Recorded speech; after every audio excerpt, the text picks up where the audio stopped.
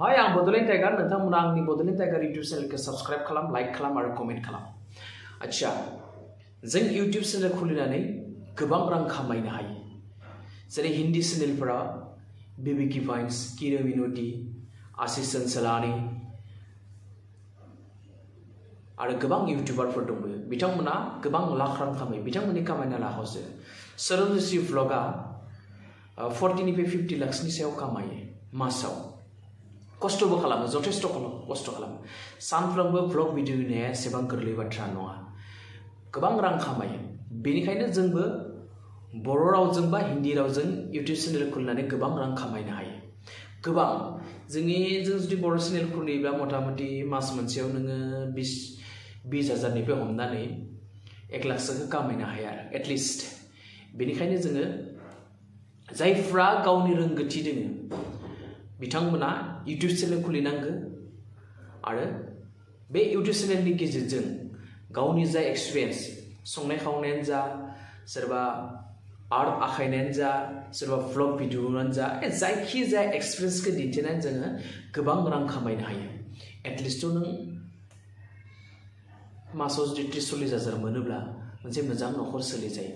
दानि जुगावथ' नोङो जुदि कम्पानिफोराव मावोब्ला बेसेबां मोनो? हाइस्ट नोंनो होगोन 8,000, 10,000, 15,000, 20,000। बेजों जेबो न'खर सोलिनो हाया। थेवबो मावनो गोनां जायो। बाथ्राया जाहैबाय सोरबाफोर जुदि जोंनि बर' फिसाफोरा जुदि इउटुब चेनेल खुलिनो लुबैदोंब्ला खुलिनो हायो। मोनसे मोजां रां खामायनो हायो। खिन्थु भिडिअखौ फ्राय होनांगोन। सप्तायाव एटलिस्ट 2-3खौ होथारनांगोन, होमबानिया मोजां।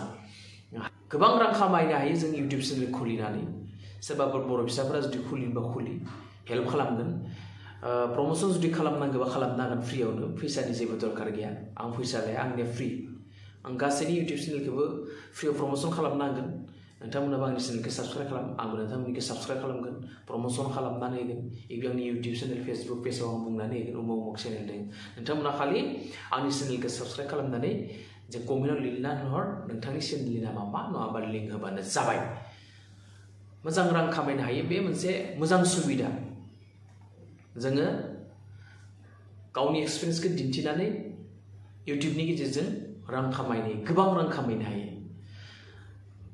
इउटुबनि फैसाखौ आं होआ, बेखौ मालाय कम्पानियानो होगोन, इउटुब चेनेला होगोन। आंनिबो थाङा, नोंनिबो थाङा, रावनिबो थाङा।